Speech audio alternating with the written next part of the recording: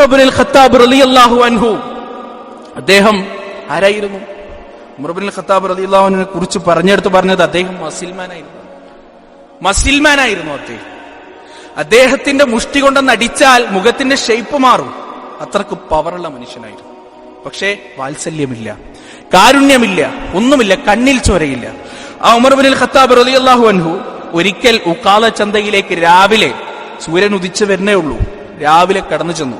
അപ്പോ അവിടെ ഒരു മനുഷ്യൻ തന്റെ കച്ചവടത്തിന് വേണ്ടി ഒരുങ്ങുക, സാധനങ്ങളൊക്കെ എടുത്തു വെച്ച് കച്ചവടത്തിന് വേണ്ടി ഒരുങ്ങുക. ഉമർ ചോദിച്ചുടോ, എനിക്കൊരു 500 ദിനാർ വേണം, 500 ദിർഹം വേണം. ആ മനുഷ്യൻ ഞെട്ടിപ്പോയി. ഉമറെ, ഞാൻ കച്ചവടം തുടങ്ങിയിട്ടില്ല ഉമറെ, കുറച്ച് കഴിഞ്ഞ് വന്നാൽ ഞാൻ തരാം. തരില്ല എന്നല്ല, ഞാൻ തരാം കുറച്ച് കഴിഞ്ഞ് വന്നാൽ. എന്താ ചെയ്യാ? കുറച്ച് മനുഷ്യത്തുള്ള ഒരാൾ എന്താ ചെയ്യാ? പോയിട്ട് കുറച്ച് കഴിഞ്ഞ് വരൂ അല്ലേ? ഉമർ എന്താ ചെയ്താ അറിയോ? ആ മനുഷ്യനെ കൊന്നുകളഞ്ഞു. ആ മനുഷ്യന്റെ തലയങ്ങ് വെട്ടി, എന്നിട്ട് ആ മനുഷ്യന്റെ ചെറുവിരൽ മുറിച്ചെടുത്തു, എന്നിട്ട് കഴുത്തിൽ മാലയാക്കി തൂക്കി, മുള്ളുകൊണ്ട് കുത്തി കഴുത്തിൽ മാലയാക്കി തൂക്കി. അദ്ദേഹത്തിന്റെ ചെറുവിരലിലൂടെ ഊർന്നിറങ്ങുന്ന രക്തം ഉമർ ഇബ്നുൽ ഖത്താബ് റളിയല്ലാഹു അൻഹുവിന്റെ നെഞ്ചിന്റെ രോമങ്ങളിൽ കൂടി ഊർന്നിറങ്ങി. അടുത്ത കടക്കാരന്റെ അടുത്ത് പോയി, എന്നിട്ട് ചോദിച്ചു, എനിക്ക് പൈസ വേണം. കുടുംബം വിറ്റിട്ടാണെങ്കിലും കൊടുക്കും. കാരണം എന്താ? അടുത്ത് അവിടെ തൂങ്ങേണ്ടത് ഓന്റെ വിരലാണ്. കുടുംബം വിറ്റിട്ടാണെങ്കിലും കൊടുക്കും. അതായിരുന്നു ഉമർ. പക്ഷേ ഉമറിന്റെ ജീവിതത്തിൽ വേറൊരു കാലഘട്ടമുണ്ട്. ഞാനും നിങ്ങളും പഠിച്ച് മനസ്സിലാക്കേണ്ട ഒരു കാലഘട്ടം എന്താണെന്നറിയോ? ഉമർ ഇബ്നുൽ ഖത്താബ് റളിയല്ലാഹു അൻഹു നിസ്കാരം കഴിഞ്ഞിട്ട് പെട്ടെന്ന് എഴുന്നേറ്റ് പോവാ. എപ്പോഴും തൽഹ റളിയല്ലാഹു അൻഹു ഒരു ഡൗട്ട്, എവിടേക്കാണ് ഉമർ പോകുന്നത്? അമീറുൽ മുഅ്മിനീൻ എവിടേക്കാണ് പോകുന്നത്? അങ്ങനെ ഒരു ദിവസം തൽഹ റളിയല്ലാഹു അൻഹു ഉമർ ഇബ്നുൽ ഖത്താബ് റളിയല്ലാഹു അൻഹുവിനെ അനുഗമിച്ചു. ഒരു വീട്ടിലെത്തി. ഉമർ ആ വീട്ടിൽ ചെന്നു, കയറി. ഒരുപാട് നേരം കഴിഞ്ഞു, പുറത്തേക്ക് വന്നു, പോയി. ഉമർ പോയി കൺവട്ടത്തു നിന്ന് മറിഞ്ഞതിന് ശേഷം തൽഹ റളിയല്ലാഹു അൻഹു ആ വീട്ടിലേക്ക് കയറിയപ്പോൾ അദ്ദേഹത്തിന് കാണാൻ സാധിച്ചത് വൃദ്ധയായ ഒരു സ്ത്രീയാണ്. കയ്യും കാലൊന്നും അനക്കാൻ വയ്യ, രോഗഗ്രസ്തയായി കിടപ്പിലാണ്, വാദം ബാധിച്ച് കിടപ്പിലാണ്. കയ്യും കാലൊന്നും അനക്കാൻ വയ്യ, സ്വന്തമായി ഒരു കാര്യം ചെയ്യാൻ വയ്യ. തൽഹ റളിയല്ലാഹു അൻഹു ആ സ്ത്രീയുടെ അടുത്ത് പോയി ചോദിച്ചു, ഉമ്മ, ഇവിടെ ദിവസവും വരുന്ന ആളില്ലേ, അതാരാണ് ഉമ്മ? ആരാണ് ഇവിടെ ദിവസവും വന്ന് നിങ്ങളെ ഇവിടെ വന്ന് പോകുന്നത്? അപ്പോ ആ സ്ത്രീ വിറക്കുന്ന ചുണ്ടുകളായി പറഞ്ഞു, മോനെ, അതാരാണെന്നറിയില്ല. കുറെ നാളായി അവൻ വരാൻ തുടങ്ങിയിട്ട്. എന്റെ കണ്ണുനീര് തുടക്കാൻ, ഞാൻ വിസർജിച്ചതും ഞാൻ മൂത്രിച്ചതും എന്റെ വായിലെ കഫവും തുടച്ച് വൃത്തിയാക്കാനാണ് അവൻ ദിവസവും ഇങ്ങോട്ട് കടന്നു വരുന്നത്. വിഷമം കൊണ്ട് ഞാൻ കരയുന്ന സമയത്ത് എന്റെ കണ്ണുനീര് തുടച്ചു തരാൻ, സ്വന്തമായി കൈകൾ പൊങ്ങാത്ത എന്റെ വായിലേക്ക് ഭക്ഷണത്തിന്റെ ഉരുളകൾ വെച്ചു തരാൻ. മോനെ, ആ മനുഷ്യൻ ഏതാണെന്ന് എനിക്കറിയില്ല, പക്ഷേ മഹാമനസ്സുള്ള മനുഷ്യനാണത്. തൽഹ റളിയല്ലാഹു അൻഹു ചോദിച്ചു, ഉമ്മ, ആ വ്യക്തി ആരാണെന്നറിയോ? ആ വ്യക്തി ആരാണെന്ന് നിങ്ങൾക്കറിയണോ? അറിയണം മോനെ, ആരാണെന്ന് പറ. ആ മനുഷ്യൻ ഈ രാജ്യത്തിന്റെ രാജാവാണ്.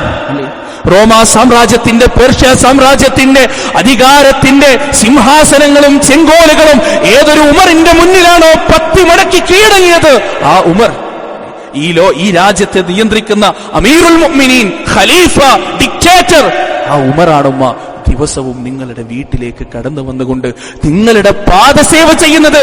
ഒരു എം എൽ എ ആയാൽ അവൻ സഞ്ചരിക്കാൻ മുന്നിലും പിന്നിലും വാഹനങ്ങൾ വേണം, വാഹനത്തിന്റെ മുകളിൽ ചുവന്ന ലൈറ്റ് വേണം, വാഹനത്തിന്റെ ഉള്ളിൽ AC വേണം, അല്ലെ? അവനെ പരിചരിക്കാൻ സർക്കാർ വക ആളുകൾ വേണം. പക്ഷേ ഒരു രാജ്യത്തിന്റെ ഡിക്റ്റേറ്ററായിട്ടും ഇല്ല, ഒരു വാക്കിനും മറുവാക്കില്ലാത്ത തരത്തിലുള്ള സ്വേച്ഛാധിപത്യത്തിന്റെ ചെങ്കോല് കയ്യിൽ കിട്ടിയിട്ടും താൻ ഇതുവരെ അറിയുകയും മനസ്സിലാക്കുകയും പരിചയം പോലുമില്ലാത്ത ഒരു സ്ത്രീയുടെ വീട്ടിലേക്ക് കടന്നു ചെന്നുകൊണ്ട് ആരോരും കാണാതെ, ആരോരും അറിയാതെ ആ സ്ത്രീയുടെ വിസർജ്യം വാരി ആ സ്ത്രീയുടെ വായിലേക്ക് ഭക്ഷണത്തിന്റെ ഉരുളകൾ വെച്ചുകൊടുത്ത 1400 വർഷങ്ങൾക്ക് മുമ്പ് സോഫറിൻ സോഷ്യലിസ്റ്റ് സെക്യുലർ ഡെമോക്രാറ്റിക് റിപ്പബ്ലിക് എന്ന ഇന്ത്യൻ കോൺസ്റ്റിറ്റ്യൂഷൻ പറയുന്ന ഉന്നതമായ സംഹിത അറേബ്യയുടെ മരുഭൂമിയിൽ സ്ഥാപിച്ച ഉമർ ഇബ്നുൽ ഖത്താബ് റളിയല്ലാഹു അൻഹുവിന്റെ ജീവിതത്തിലെ 2 വശങ്ങൾ. സഹോദരങ്ങളെ, അതിന്റെ ഇടയിൽ ഉമർ ഇബ്നുൽ ഖത്താബ് റളിയല്ലാഹു അൻഹു ഖുർആൻ ക്ലാസ്സിന് പോയി. അതാണ് മാറ്റം, അല്ലെ?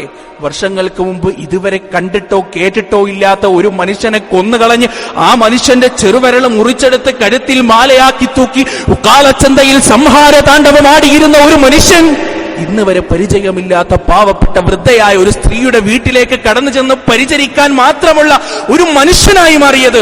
യൂഫ്രട്ടീസിന്റെ നദീതീരത്ത് ഏതെങ്കിലും ഒരു ഒട്ടകം വെള്ളം കിട്ടാതെ ചത്താൽ അള്ളാഹുവിന്റെ കോടതിയിൽ പഞ്ചപുച്ഛമടക്കി നിൽക്കേണ്ടി വരുന്ന ഒരു ദിവസത്തിൽ ഞാൻ സമാധാനം പറയണം എന്ന് വിചാരിച്ച് കരഞ്ഞിരുന്ന ആ ഉമർ ഇബ്നുൽ ഖത്താബ് റളിയല്ലാഹു അൻഹു അദ്ദേഹത്തെ മനുഷ്യനാക്കി മാറ്റിയ ഖുർആനിന്റെ അതുല്യമായ അനുപമമായ മാസ്മരികമായ അമാനുഷികമായ ശക്തി ഇന്നും എന്റെയും നിങ്ങളുടെയും വീടിന്റെ തട്ടിൻപുറങ്ങളിൽ സായുജ്യമടയുന്നു. അരുത്, ആ ഖുർആൻ നെഞ്ചിലേറ്റുക. ഇറങ്ങുക സമുദായത്തിന്റെ മധ്യത്തിലേക്ക്. വിപ്ലവമുണ്ടാകും. അനിതര സാധാരണമായ മാറ്റങ്ങൾ ഉണ്ടാകും. അല്ലേ? ഇതുവരെ കയർത്ത് മാത്രം സംസാരിച്ചിരുന്ന നമ്മുടെ മക്കൾ വയസ്സാങ്കാലത്ത് ഒന്നിനും കഴിയാതെ നിൽക്കുന്ന സമയത്ത് തലയുടെ ഭാഗത്ത് വന്നു നിന്നുകൊണ്ട് പാപ്പാ ഞാനുണ്ട് വാപ്പാ, ഉമ്മ ഞാനുണ്ട് എന്ന് പറയുന്ന പൊന്നോമനകളെ കിട്ടാൻ നിങ്ങൾക്ക് ആഗ്രഹമുണ്ടോ? ഷേക്സ്പിയറിനെ പഠിപ്പിച്ചു കൊടുത്തിട്ട് കാര്യമില്ല. ടോൾസ്റ്റോയെ പഠിപ്പിച്ചു കൊടുത്തിട്ട് കാര്യമില്ല. ടോൾസ്റ്റോയെ പഠിപ്പിച്ചു കൊടുത്തിട്ട് കാര്യമില്ല. വെച്ചു കൊടുക്കുക കൈവെള്ളയിലേക്ക്. ഖുർആൻ മാറും ഏത് മനുഷ്യനും. അല്ലാഹു സുബ്ഹാനഹു വ തആല ആ ഖുർആനിലൂടെ സ്വഭാവത്തെ സംസ്കരിച്ചുകൊണ്ട്, സ്വഭാവത്തെ വിമലീകരിച്ചുകൊണ്ട് ഈ ലോകത്തിന്റെ മുന്നിൽ മാതൃകാ പുരുഷന്മാരായി ജീവിക്കുവാനുള്ള ഒരു ഭാഗ്യം എനിക്കും നിങ്ങൾക്കും നൽകുമാറാകട്ടെ.